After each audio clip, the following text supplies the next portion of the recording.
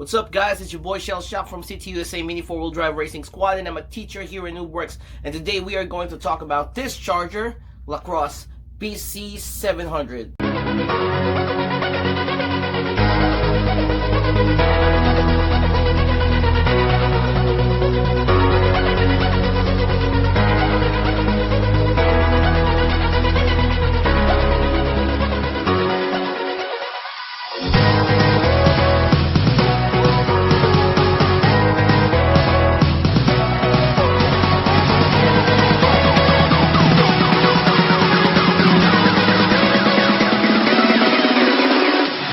And before I move on to the video, I want to say shout out to Yo Clothing.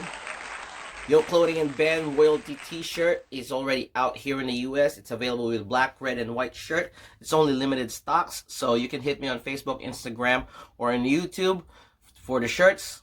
Again, it's only limited stocks. Thank you, Yo Clothing. If you guys are into 90s Filipino kids team, it would be Yo Clothing that you're looking for. And also, I want to say shout out to high speed Matrixx oil and power cleaner. I got power cleaner and high-speed Matrixx oil. Shout out. Thank you so much. And also, I want to say shout out JV Avenido, Boy Rat, DM Noob Masterworks, and Black Tuners. Alright, shout out. Enough with the shout outs, and so let's get into the video. Alright guys, so this is crosse BC700. I have this charger for a while now. I've been using it for years, and it gets the job done for me.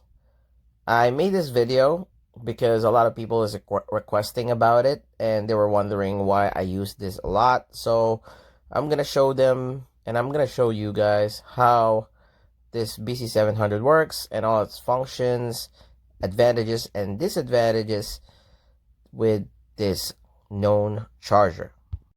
Crosse BC700 used an AC/DC adapter, and we're gonna plug it in. And this is what it looks like when you plug it in. And then it should be all null. There you go. So you can see it's all null. It does have 4 slots. 1, 2, 3, 4. This is the charger. And as you can see, it's all null because there's no battery. And these are the toggles for 1, 2, 3, 4 slots. This is the current. This is the display. And this is the mode. Alright, so I'm going to show you the feature one by one. I have a Fujitsu battery over here. And we're going to use the charge. Actually, we're using an empty one. We can use actual N loop right here. It's an N loop, so it's 136 volts. If you don't do anything, it will automatically do the charging. So you can see it's gonna charge into 200 mAh. But if you actually change the current, so in order to change the current, we gotta reinsert the battery again, and then change the current to 700. It doesn't matter how you wish to do it. And then let's say we do 500. Once it blinks, it means that it's charging. And then this is the display, and you can see the mAh, the voltage, mAh, and the time that it's charged. So I usually go to the voltage so I can check how much voltage are in there. Alright. And then the next feature that I'm going to show you. Second slot. I hit that. And discharge feature. When it stops blinking, it means it's going to be discharging.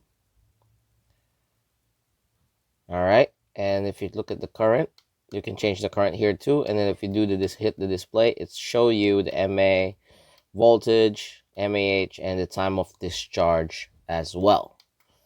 All right, so this one's charging, this one is discharging. All right, next feature would be the test charge. So we hit the toggle again, we do the test charge right there. And once it stops,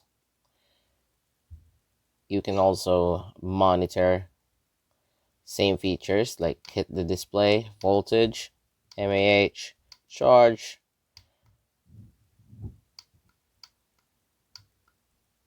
Here you go. And the time. Alright. So that's the test charge function. The third one would be, the fourth one I mean, would be discharge refresh. So discharge refresh is, I explained it on my old video. If you guys have time, you can look at my old video. It's called everything you need to know about the chargers and battery chargers and charging methods and battery chargers, I think.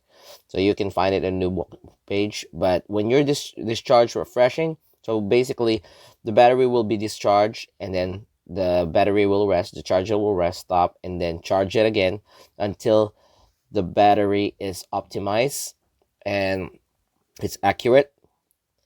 We do the discharge and refresh when the battery is really old and we haven't used it in a while, or rejuvenating the battery. So these are also, you can check the stats too by hitting the display. So it's pretty functional. So there you go. Those are the 4 functions of this battery charger, which I think for a beginner or even for a experienced racer, as long as they know what they're doing, is very good. And it's very user friendly, as you can see. All right. The only disadvantage I think with this charger is this charger is pretty old, so there are a lot more advanced chargers over there, but this gets the job done. Also, there is no break-in function, so you can't really cycle batteries here, and you can't break in, but you can refresh batteries. There are no Bluetooth function. There is no Bluetooth function. Also, this charger is, there's no tickle charge, default tickle charge, or you can't set the tickle charge. So that means it's always pushing the batteries when it's charging, and it's not safe for the batteries to do that, but it's good for your performance when you're racing, because it's gonna outburst the most voltage out of your battery. But that's not really, safe. Some racers use some blowers to keep their battery warm, but it's gonna make your batteries hot. Me myself, I don't recommend it, but I do it anyway, because I know, like, through experience, I learn to which batteries that I can sacrifice for racing. So some batteries I sacrifice to burn out, but because I need that voltage. And also, there's no Bluetooth, so you can't see the graph, or you can't see how much resistance the battery is, so you really don't know, like, if the battery have a lot of resistance already, because this is a very simple charger, but it gets the job done. So you can't really see the resistance with this charger, but it will push your battery up to the highest voltage. So it's pretty handy. As you can see, it's very light, it's very small. One disadvantage, there are only 4 slots. I'm pretty sure there's a lot of chargers over there that you can use, that you can put a lot of battery in. There's a lot of slots too. Some people use some battery trays. It depends if it's series circuit or something. One pro though, this battery is individual charging, so it's individual batteries that you can monitor. But all in all, it's a pretty solid charger. I have a lot of these. I use this a lot on a lot of fun races, and I use this especially in tune class or stock racing, when they allowed rechargeable batteries on stock racing, because I can push the battery up to its limit, especially when you're only using a stock motor. So before I go, I want to show you how this charger pushed the battery up to its highest delta peak. So I have 4 batteries that are full charge over here that I charged earlier. These are 2 Neo Champs and 2 Fujitsu batteries. As you can see, it's full. So what I'm gonna do is I'm gonna charge it to 700 milliamperes. That will push it to its limit. Let me remind you guys, this charger, this method that I'm doing is delta peak charging. So this charger is by default is delta peaking the batteries, so that means it's pushing the batteries, and there's no default tickle charge on this battery, so it's just gonna keep on pushing it until it's really hot, and it's push it to the highest peak of its delta peak, and then it's gonna drop. It's not like the PowerX charger or some chargers that when you can set it up, or a Sky RC that you can set up a certain trickle charge and it will stop from overheating. All right, compared to PowerX, it drops the battery. The battery doesn't get hot.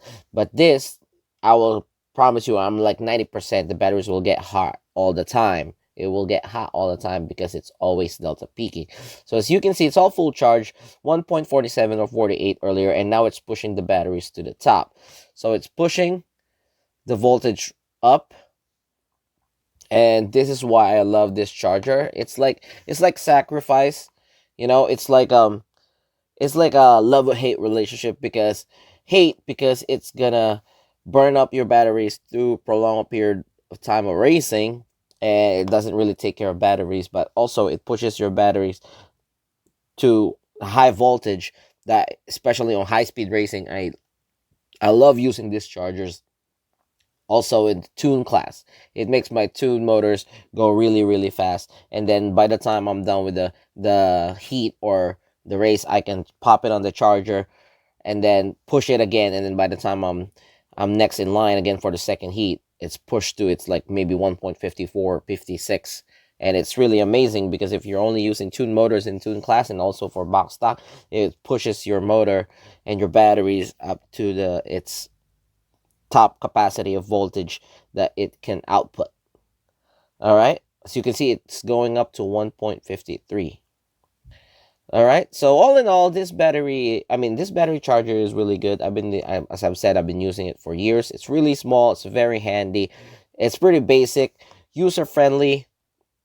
You got all the features that you need. The only thing you don't have is the break in. So you can see it's still going up, and going up. And that's how I delta peak all my batteries to its limit. All right, so that is LaCrosse BC700 for you. It's probably like $30 to $50 mark. It's very affordable, and I recommend it for experienced racers and beginners. But just take note, it doesn't take care of your batteries. It pushes your voltage really up. As you can see, it's 1.55 now. All right. So again, this is Cielshock from CTUSA Mini 4-Wheel Drive Racing Squad, and I'm a teacher here in Noobworx. As I've said, we learn from you, you learn from us. Always race humble. Peace.